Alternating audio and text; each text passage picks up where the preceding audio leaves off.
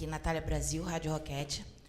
Felipe, queria te perguntar o seguinte, o Flamengo teve um primeiro tempo impecável, 45 minutos de pressão, o Inter praticamente não viu a bola, mas o Flamengo volta para o segundo tempo diferente. E aí eu queria saber de você, porque acaba sendo uma certa característica do Flamengo ter um segundo tempo um pouco abaixo. E aí queria entender de você o que você acha que pode ter acontecido hoje nessa partida. Bom, primeiro tempo, ressaltar, excelente. Fizemos um grande primeiro tempo, o plano de jogo funcionou perfeitamente, tivemos muito volume, criamos muitas chances para fazer gol e, infelizmente, só fizemos um. Bom, ou felizmente, né? Mas fizemos um gol, fomos com uma vantagem e não voltou diferente, voltou igual, com a mesma formação. O Inter voltou diferente, mas é verdade que hoje eu acredito que muito tenha sido erros técnicos, individuais, aonde nos tiraram o domínio e o controle, tiveram que fazer nosso time correr, tivemos dificuldade de sair nessas transições, o time ficou mais espaçado, não conseguimos sair, tivemos dificuldades e cada vez que recuperávamos a bola éramos extremamente verticais, não tivemos essa paciência, não conseguimos nem montar nossa estrutura direito e no final das contas acabou que o time se partiu. Né? E de alguma forma não conseguimos reencontrar e nos organizarmos dentro do que foi o começo do segundo tempo e isso arrastou até o final. Em contrapartida, tivemos também chances no segundo tempo de fazer gols, mesmo sem o mesmo volume. Tivemos aí momentos de posse esporádicos, mas é verdade que caímos bastante o nosso nível. Também pelo resultado a favor, talvez, isso que vem acontecendo, essa queda no segundo tempo, são sempre quando o time está com um resultado favorável. Mas também, como eu repito, o Inter não criou chances, né, apenas na gente, e a gente teve mais chances claras de gol, infelizmente, ou felizmente. Fizemos 1-0 e vamos com uma certa vantagem pequena para a volta, mas não tem nada definido, está totalmente aberta e nós temos que voltar para o segundo jogo para vencer.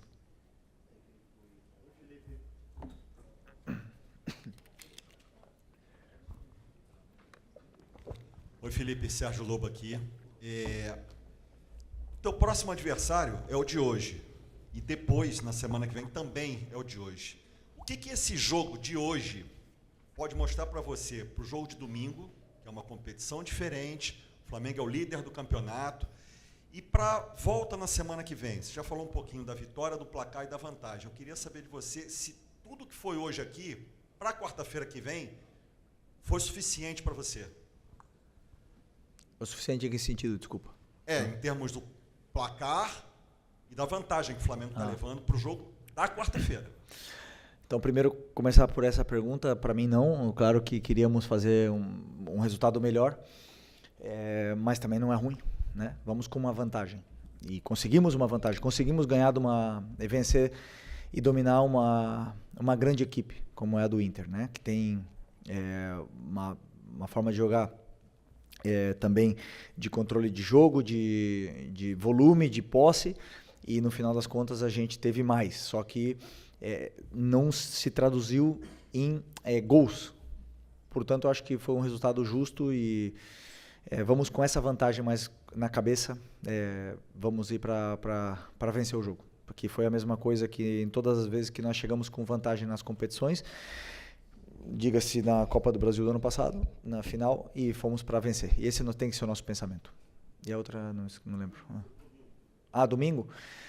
Bom, domingo, como você falou, temos esse jogo de domingo primeiro importantíssimo, onde o Campeonato Brasileiro, somos os líderes, como você disse, temos que tentar defender essa nossa colocação, e vamos ver como a gente prepara, quem se recupera bem para poder jogar domingo para poder, como eu falei, ir para vencer os dois jogos. Felipe, boa noite. Igor Siqueira, do UOL. Se eu não estou enganado, acho que desde que o Bruno Henrique se tornou réu lá na Justiça Comum e também veio a denúncia para ele aqui na Procuradoria do STJD, acho que você não comentou sobre, enfim, o assunto, mas o fato dele ter, agora formalmente ter sido acusado, ter agora um processo em curso no STJD, o que mudou, ou se é que mudou alguma coisa no tratamento que você tem cuidado com ele, enfim, dessa dinâmica de um caso de acusação de apostas, que é sério, ele não está envolvido no estelionato, mas foi pela manipulação. Como é que vocês estão gerindo essa questão de ter um jogador que está sob esse escrutínio agora no elenco, enfim, colocando para jogar também como capitão?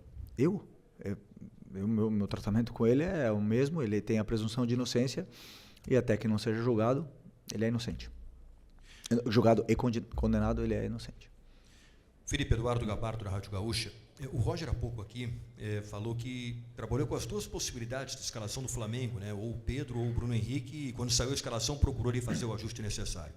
O Inter era o que você imaginava em termos de escalação e também em termos de comportamento dentro de campo? E esse Inter do segundo tempo, como é que você pretende controlar lá em Porto Alegre? Era a escalação parecida com o que a gente esperava.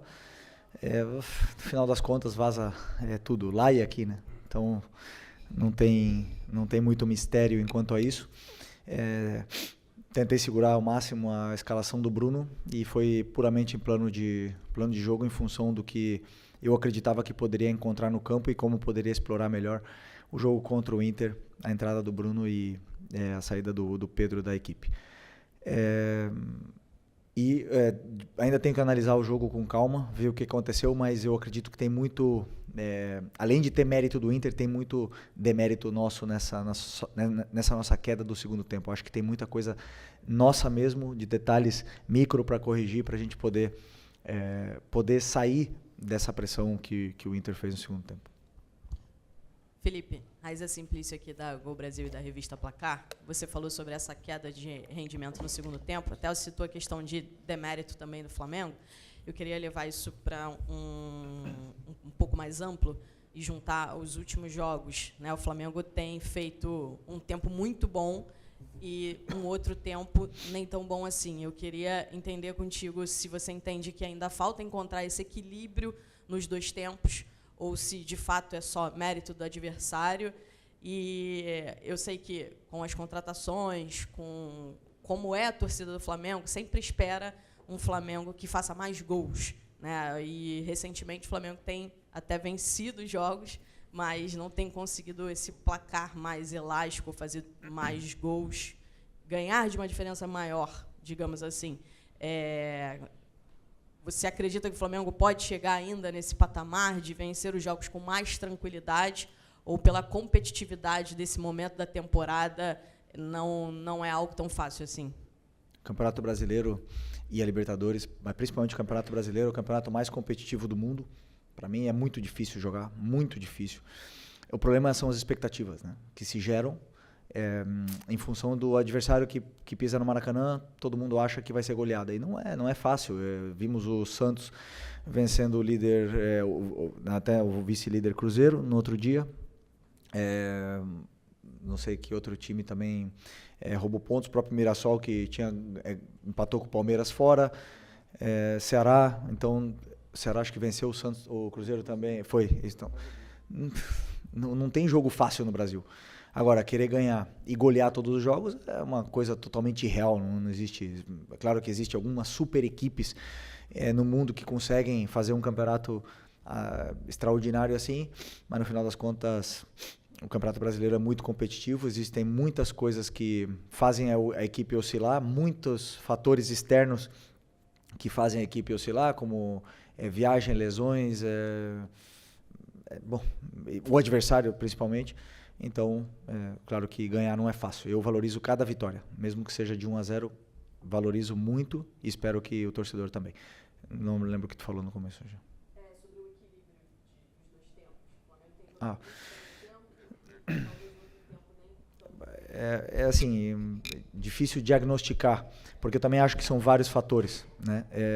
Primeiro, é muito difícil para um treinador, quando você faz um primeiro tempo perfeito, ou quase perfeito, com poucos erros, e poucos ajustes a fazer em cima do que aconteceu no primeiro tempo, sabendo que o treinador adversário vai mudar, só que eu não sei o que ele vai fazer, não sei que sistema, que estratégia, que trocas que ele vai fazer, então não tem como falar para os jogadores o que vai acontecer. E muitas vezes eles mesmos têm que resolver dentro do campo, isso demora tempo, e aí tem vários fatores que podem acontecer, mas uma das coisas que acontece basicamente é isso, o treinador adversário muda no segundo tempo, a gente não prepara e até encontrar esse equilíbrio passam minutos e E no final das contas o resultado, como eu falei, a favor faz com que o time se feche um pouco. Pessoal, vocês são muitos, queria pedir para vocês fazerem, cada um fazer uma pergunta, tá? Senão vai tirar de outro. Felipe aqui, Thiago Lemos, GE, boa noite, parabéns pela vitória. Hoje, enfim, a gente viu a torcida estava com muita expectativa de ver a estreia do Carrascal, ele entrou na reta final, queria te pedir para você fizesse uma avaliação do que você viu dele nessas primeiras impressões, você sentiu que ele estava um pouco nervoso? Obrigado. Bom, um jogador que a gente já viu que tem muita qualidade, um trato com a bola muito refinado. Verdade que entrou num momento do jogo onde nosso time não estava dominando, não estava sendo favorável para ele, e ele acabou saindo também um pouco mais da posição que a gente pensou desde o começo para ele, e porque talvez por querer também mostrar a qualidade que ele tem, ele acabou perdendo bastante a posição e não gerando as situações que a gente imaginava para que pudesse ser mais determinante, né? Então, temos um jogador com muito talento aí no nosso elenco, vamos lapidar para ele poder virar ídolo da torcida nesses anos aí que vem pela frente. Felipe, aqui Simon Ledo, do Coluna do Fla. Hoje foi a 40ª vitória sua, né, sob o comando do Flamengo. E a gente viu que, como você não pôde contar com a Arrascaeta, conseguiu encaixar muito bem o time no primeiro tempo ali, usando o Luiz Araújo, Plata, né, revezando algumas posições. Você acha que a gente pode esperar esse time mais vezes em campo sem o Arrascaeta? Ou o Arrascaeta volta já na próxima partida? Sempre penso em função do que eu imagino para um plano de jogo e o que o adversário nos vai proporcionar dificuldades para a gente atacar. Então, se em algum momento o Arrascaeta já ficou no banco e essa dupla que jogou hoje, que Bruno e Plata jogaram na final da Supercopa, por exemplo, fizeram um jogo extraordinário, jogaram juntos. Tem uma relação socioafetiva muito boa entre eles, eles se procuram muito, se entendem muito bem e não existe ninguém insubstituível.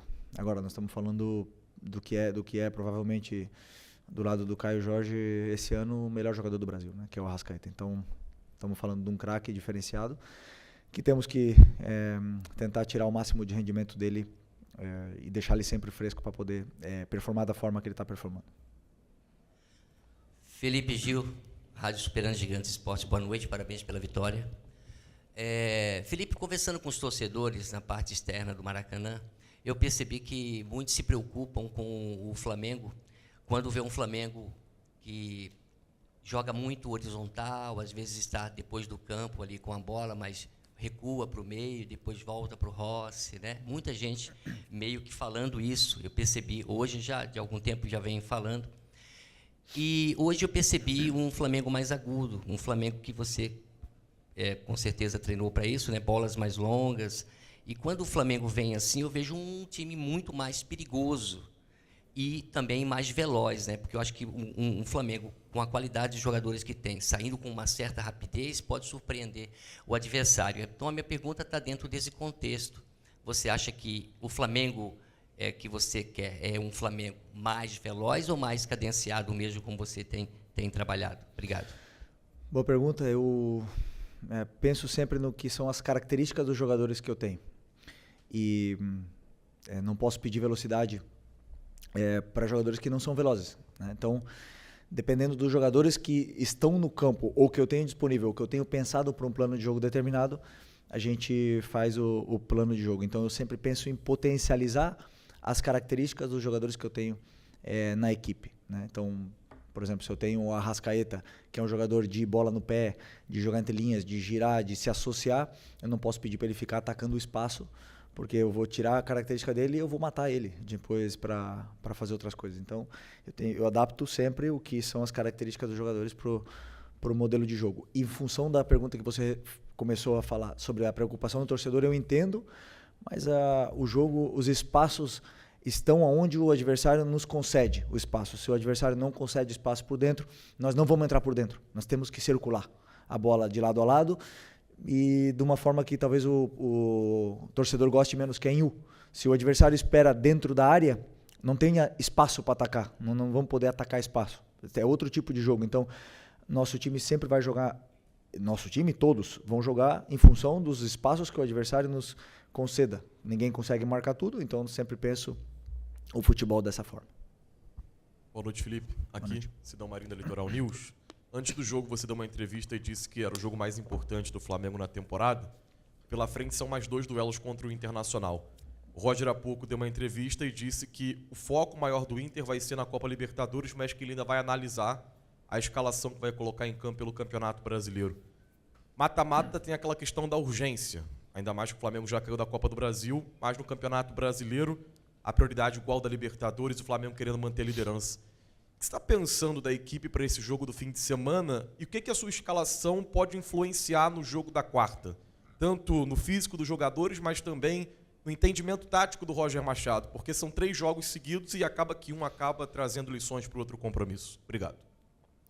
Penso no jogo do domingo, ainda não pensei, na verdade vou pensar amanhã no jogo do domingo, na escalação que encaixe melhor, dependendo do que eu acredito que vai ser para poder vencer o jogo. Como o teu companheiro bem citou, somos líderes e temos que defender o liderato. Não podemos abrir mão do brasileiro.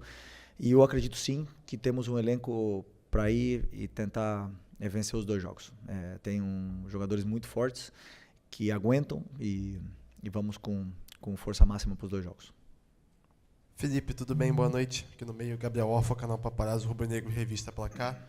Felipe, você ainda não conta com o Eric Pulgar, né, que tá voltando da cirurgia que ele teve, e você tem 3 opções na volância hoje, que são o Jorginho, o Everton Araújo e o Alan. Você optou por começar com o Jorginho e o Alan, e depois entrar com o Everton. Mas há uma expectativa muito grande, pelo menos pelos torcedores, de ver o Saul jogando, talvez como segundo volante ali ao lado do Jorginho. Você já falou que ele é um jogador polivalente, que pode jogar no meio campo, mas que você enxerga ele hoje um pouco mais na função que era do Gerson antigamente. Eu queria saber se há possibilidade, se você pensa em utilizar, em algum desses próximos confrontos, o Saul como volante, como segundo volante, que é uma expectativa muito alta da torcida. Obrigado. Sim, é uma possibilidade que temos aí para os próximos jogos, em função dos volantes disponíveis que nós temos no elenco. Como você falou, o Eric e o Nico têm lesões, talvez o Nico volte, mas sem dúvida, se eu precisar, eu sei que o Saul pode jogar ali. Aliás, jogou ali muitos anos. Felipe aqui, boa noite. Felipe, você vai ter uma situação agora com o Internacional muito parecida que você teve com o Atlético Mineiro. A diferença é que com o Atlético, entre um jogo e o outro, você teve o Ceará aqui lá no Castelão. Eu queria saber de você, assim, como técnico, fica mais fácil de estudar o adversário quando você tem 3 jogos seguidos contra ele? Ou você acha que o Campeonato Brasileiro, o Inter vai jogar de outra forma, por ser outro campeonato? E na Libertadores, semana que vem, óbvio que eles vão ter que sair por conta do resultado. Queria que você falasse um pouco sobre isso, assim, na sua posição de ter que estudar o adversário 3 jogos seguidos. Obrigado. Bom, o adversário está absolutamente estudado, tanto o Atlético Mineiro como o Inter. O jogo de hoje nos dará pistas do que aconteceu tanto na nossa equipe como na espaços que eles deixaram, a equipe deles nos concedeu. Os próprios jogadores encontraram espaços que não fomos nós que falamos, que não fomos nós que dissemos, e esses tipos de detalhes é o que costumamos analisar novamente para poder montar novas estratégias para poder vencer. Mas sim, é um adversário muito qualificado, com variações táticas. Aliás, contra o São Paulo jogou com 3 zagueiros, é uma possibilidade que eles têm também. Então, temos que tentar nos adaptar para qualquer mudança que eles possam fazer.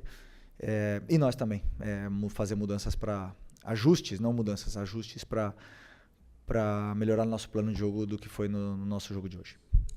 Felipe, boa noite. Lucas Pessim, do Sport Mix TV. Queria saber de você, porque dá para analisar nos últimos jogos do Flamengo que o time tem aproveitado muito a bola parada e a roubada de bola no campo ofensivo.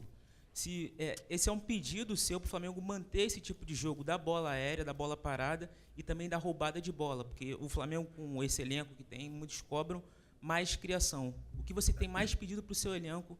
E eu sei que o Rodrigo pediu uma pergunta só, mas o Arrascaeta, o que você e a sua comissão técnica estão enxergando como um possível reserva imediato na ausência do Arrascaeta? Nem lembro a primeira. Me fala de novo, agora que eu esqueci. Tô com sono. O seu time com a bola aérea tem sido muito mais efetivo e também com a roubada no ataque. Não, a fase defensiva, a pressão alta é uma fase do jogo. O bloco médio e o bloco baixo são outra fase do jogo. Hoje ficamos em bloco baixo em algum momento. O time soube sofrer. A bola parada é outro momento do jogo. E todos eles têm a mesma importância. A mesma. Só que fazer a pressão alta, se você rouba a bola no campo do adversário, você está mais perto do gol deles, né? Então, tem a mesma importância. E a mesma importância que eu dou para a transição também. E também a mesma importância que eu dou para a criação de jogadas. Cada adversário tem características, peculiaridades. Você nunca vai roubar a bola na área de um time que não joga. Você nunca vai jogar de um time que só dá chutão ou só dá lançamento. Você nunca vai roubar uma bola no campo adversário. Então, cada jogo te dá, como eu falei antes, pistas e estratégias para você montar um plano. E a bola parada faz parte desse nosso plano, que tentamos que seja o mais completo possível para os jogadores. Felipe, tudo bem? Boa noite, Júlio Miguel Neto, da Rubro News TV. Felipe, ainda pegando sobre a situação do Jorge Carrascal, quando ele veio, né, chegando no Flamengo, muitos falavam que ele seria um substituto imediato do Arrascaeta ou um jogador para suprir uma ausência, ou lesão, suspensão, ou até mesmo dentro de campo, provar que joga ali naquela posição. É notório que o Arrascaeta hoje faz uma função diferente. Por exemplo, quando jogava com você, né? Ele tem por característica voltar ao meio-campo, mas hoje ele está muito mais próximo da área. Como um meio atacante, um segundo atacante. Por exemplo, o gol contra o Ceará, ele está dentro da área. Qual é a função que você imagina para o Jorge Carrascal? Porque hoje o time do Flamengo, tecnicamente, pelos lados, é muito forte. Jogadores de força. Lino pela esquerda, ou Araújo, ou Plata pela direita. Qual é a função que você imagina usufruir um jogador com tanta qualidade, o Jorge Carrascal, que é um meia, mas hoje até deu para ver que jogou um pouco mais avançado ali, encostando no Bruno, quando você faz aquela mudança tática.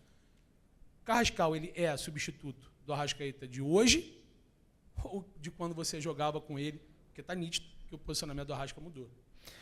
Eu penso no Arrascaeta perto da área, como você falou, um jogador que é determinante, um jogador com números, né? Ele acaba todo ano com mais de 10 assistências e mais de 10 gols, todos ou quase todos os anos. E tenho muita felicidade por ele estar vivendo a melhor fase dele na minha mão, porque eu conheço muito esse jogador, joguei do lado dele e sei o que ele pode dar para a equipe e o diferente que ele é, né? Então, na minha visão, pelo que eu vi do Carrascal, pelo que eu já conversei com ele, eles podem jogar na mesma posição. O Carrascal encaixa nessa mesma posição do Arrascaeta perfeitamente, mas ele mesmo já me deixou também claro que ele pode jogar por fora, tanto do lado direito como do lado esquerdo. E hoje se viu, ele tem a tendência em ir para a direita, para o lado direito. É uma característica que o jogador ele vai para onde ele se sente confortável no campo. Então ele pode fazer também a função do lado direito. Importante, eu acho que mais respondendo a tua pergunta, é a qualidade que esse jogador tem quando a bola cai no pé. Claro que chegou agora, entrou numa fogueira tremenda e não teve quase tempo de adaptação, treinou só uma semana e não tenho dúvida que ele vai evoluir, vai entender muito bem como são os seus companheiros para se associar o melhor possível, para ele que também está perto da área, porque se ele está no Flamengo, é um jogador de ataque, é porque ele tem gol e tem assistências e tenho certeza que ele vai fazer grandes temporadas aqui.